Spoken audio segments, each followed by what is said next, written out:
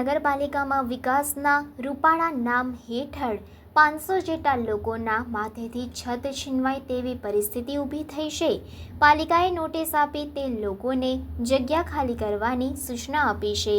આજે હિંમતનગરની હાથમતી કેનાલના કિનારા પર વસેલી ઝૂંપડપટ્ટી તમે જોઈ રહ્યા છો એ છાપરામાં રહેતા લોકો તેમના બાપ દાદાના વખતથી આ વિસ્તારમાં રહી રહ્યા છે। જો કે હવે તેમના માથેથી હવે 2 દિવસમાં આ છાપરું પણ છીનવાય તેવી પરિસ્થિતિ ઊભી થઈ છે। હિંમતનગર નગરપાલિકાએ નવું ડેવલપમેન્ટ કરવાના નામે આ લોકોને નોટિસ આપીને તાત્કાલિક અસરથી આ જગ્યા ખાલી કરવાની સૂચના આપી છે, જેને લઈને સ્થાનિકોના માથે આભ તૂટી પડ્યું છે।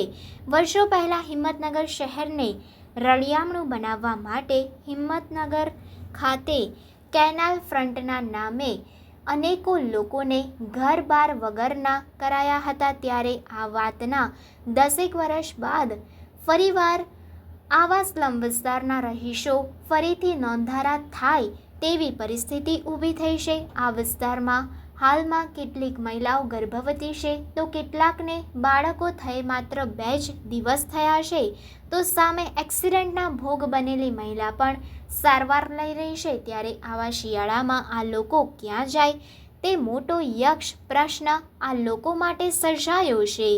10 વર્ષ પહેલાં અનેકો લોકોને નોંધારા કરી કેનાલ ફ્રન્ટમાં કરોડોનું આંધણ કર્યા બાદ પણ હાલ આ કેનાલ ફ્રન્ટ એક રીતે તો બિન ઉપયોગી પડી રહ્યો છે અને એનું કારણ ઘર ગુમાવનાર લોકોની હાય છે। ત્યારે હવે ફરી નગરપાલિકા 10 વર્ષ પહેલાં જે રસ્તે જઈ રહી હતી તે જ રસ્તો પકડી રહી છે।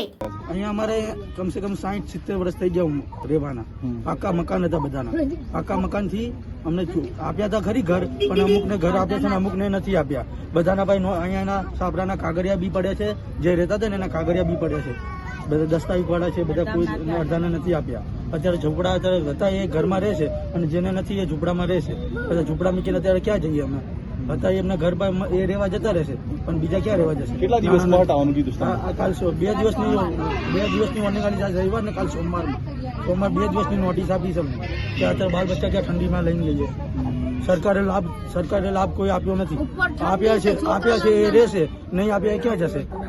સરકારને અમારી એટલી નિરમતા કે કહીએ છીએ કે અમને જે સાપરા હતા એમાં રહેવા દે, પછી અમને સુવિધા કરશે ત્યારે અમે જતા રહીશું। આ કેનાલ પટ્ટી પર છેલ્લા 50-60 વર્ષથી લોકો રહે છે અને આજે શિયાળાના ટાઈમે એવી ઠંડી પડે છે એ ટાઈમે અમને અહીંથી હટાવવાનું કીધું છે અને ઘણી બહેનોની ડિલિવરી છે, પ્રેગ્નેન્ટ પણ છે અને ઘણા લોકોના એક્સિડન્ટ થઈને પગત પણ ભગાયેલા આ ઝૂંપડપટ્ટીમાં હોય છે અને અમને કોઈ વિકલ્પ વ્યવસ્થા આલ્યા વગર અહીંયાથી એમને ગાડી મૂકવા માટે નગરપાલિકાએ ચીફ ઓફિસરે નોટિસ આપેલી છે। એટલે એમને વિકલ્પ વ્યવસ્થા મળે, સારી જગ્યા મળે અને સારા મકાન મળે એવી સરકાર જોડે મારી નમ્ર અપીલ છે। સરણિયા વસ્તી અહીંયા રહીએ છીએ, લગભગ 60 થી 70-80 વર્ષો થઈ ગયા।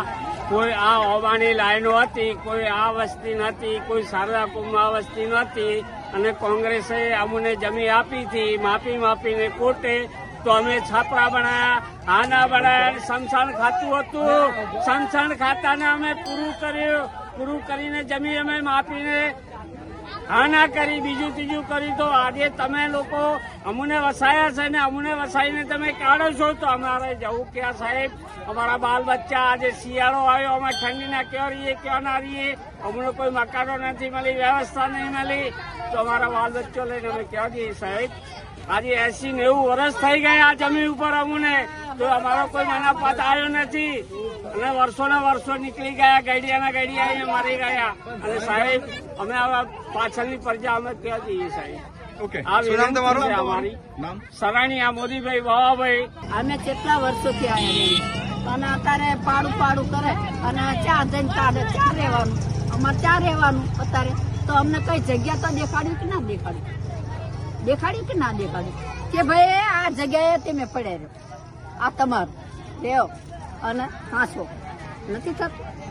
સરકાર હાલસ નથી હાલતો એમ નહીં, આટલા વર્ષોથી હાંસ્યું અને અત્યારે કાઢી મેકે તો એમે ક્યાં જયું? શું નામ તમારું?